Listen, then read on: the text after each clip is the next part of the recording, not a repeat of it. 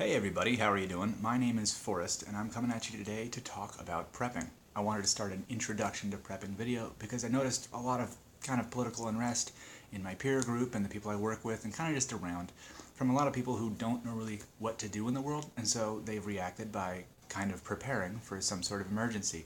That kind of is something I have an interest in, so I thought I would make a series of videos like this to reach out to them and kind of help hopefully avoid a lot of pitfalls. So these videos are going to come across to you in a couple different formats. One is going to be a glossary video like this, where I explain a lot of things, but at a very surface level. And then there's going to be some index kind of videos, where I'm going to go into one subject very deep. As well as sometimes when I'm just going to reach out about some terminology that you'll hear in the prepper community and kind of what it means and how to get going. So without further ado, let's get started. The reason you're watching this video, if it's the right video for you, is that you're interested in prepping, you want to know what it is, and you are at the very, very beginner level. I'm going to be talking about some very, very beginner things in this one, and I'm going to get started right now. But that's who you are, so let's get going. So the first thing you need to think about when you're thinking about prepping, or you want to get started, is the way you are answering two questions initially. The first is, what is your emergency? You have to be able to define one. You can't just say I'm here because, or I want to prepare, or I'm decided I need to start preparing because of civil unrest. That doesn't count. Let me give you an example of a success and a failure in this, defining what is your emergency. A successful definition would be you're preparing for more than 48 hours in your city without power. That's a great definition for a few reasons. One, it has an area of effect, that's your city. Tells you when that you're going to start using your prepper resources, that's after 48 hours without power, and it also kind of hints at when you're done with your emergency. The power has been restored, right? What's a bad example is civil unrest. Why would it be bad? Because maybe there's civil unrest in Missouri right now, and you live in Oregon, for example. Is that time to use your prepper resources because Missouri's having a big issue? No, you're too far away, right? Or maybe the power went out, or maybe there's a riot in your area. When do you start using it? What's the difference between a riot in your area and a home invasion? Is it time to break out the MREs and water bottles and grab the shotgun and freak out? You need to be able to isolate what your emergency is and define it. This will help you. The second thing is, in your emergency, are you going to do one of two things? You're going to do what's called bugging out, or you're going to bug in. What those things are is, if you hightail it out of town because your town is having the emergency, that's called bugging out. And the first thing you need to think about if you decide to go that direction is where you're going. Do you have a destination?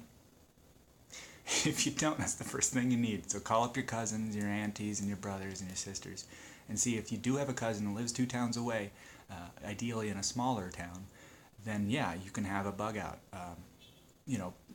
Preparedness, resource, acclimation, or accumulation.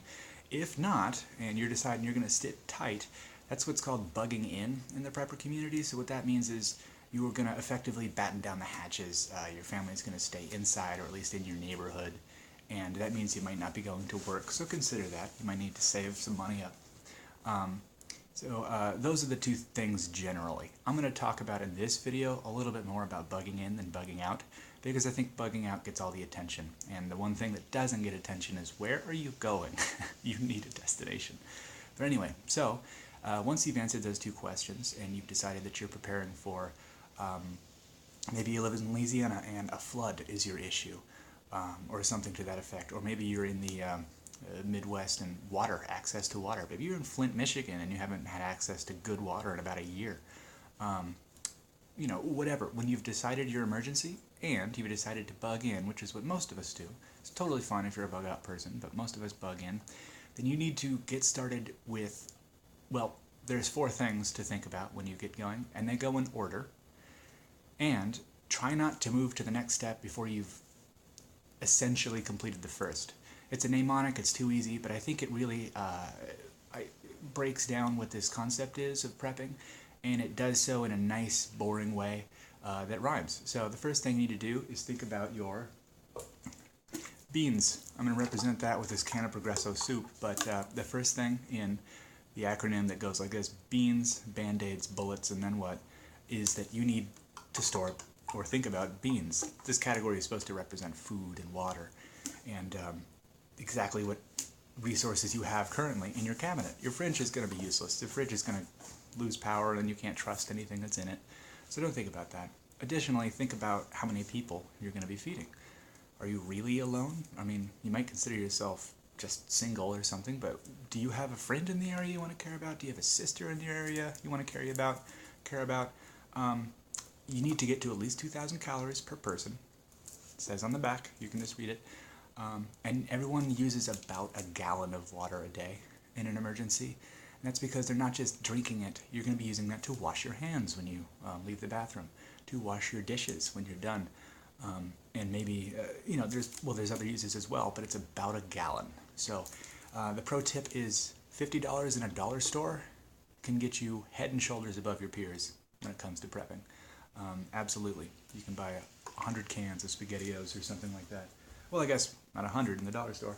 But the next thing in that category is going to be called Band-Aids. I'm going to represent that visually here with this fun little first aid kit. Fits great in the car.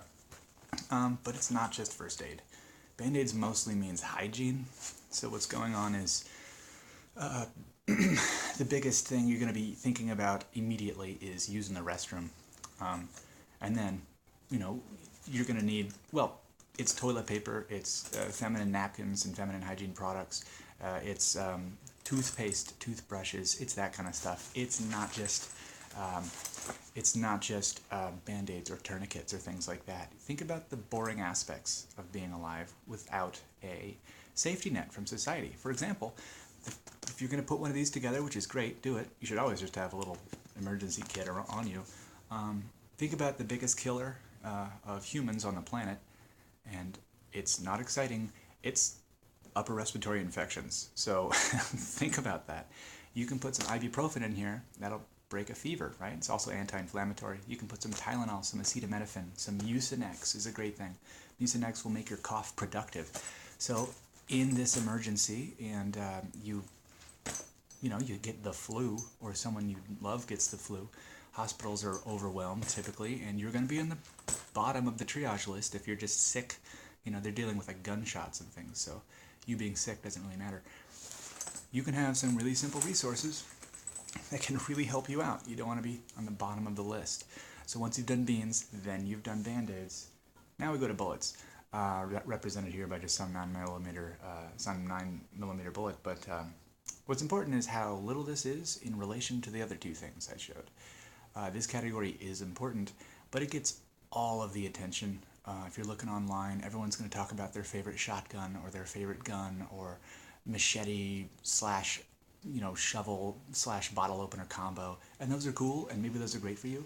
But when you're thinking about this category, you really need to spend some time staring at a sunset with a glass of whiskey in your hand, because a lot of us are just not guns people. And I don't mean that you're dumb or anything like that, but maybe you can't legally own and maintain and use a firearm. Maybe you're a felon, because in 1999 you did something really stupid, and that was 18 years ago, and here you are in trouble, right? Well, guess what? A big can of bear mace will do pretty good for you, won't it? Think about that kind of stuff. A very bright flashlight, a small pocket knife, and a lot of eye contact. It's better than nothing, you know what I mean? Think about this category, though, because it might be that you can legally own a gun and maintain it and use it, but do you have children? That means this gun comes with a safe or something effectively like that, right? Think about this category before you invest $500 in a firearm, and maybe that's for you, and if it is, do it, own it, maintain it, shoot it, know it, understand its philosophy of use. But know that a gun is not a do-all. It doesn't fix anything. It's only 1/3 of this issue, or 1/4 of it, really. The last thing you need to think about is, what I'm going to represent with this little ham radio, is then what do I do? So here you are, you're in your emergency. The power's been out for 2 or 3 days now. Nobody can charge their cell phones. You can't get gas out of the pump because, well, the gas is electric. You can't buy anything because guess what? The credit card readers are out. You just don't happen to have gas in your tank, so you couldn't drive 2 cities over. What do, right? Well, here I have a little ham radio, so I can communicate to all emergency channels. The battery on this thing, if you turn it off, will last, this is going on almost a full year, and it's still... Panel mode. Yep, still 2/3 battery. That's ridiculous. I'm actually Two, you have to condition these batteries. Turn it on and turn the radio on medium, and then put it between some mattresses and let this thing wear down so you can condition the battery. But what this represents, though, is what you're doing when it's over.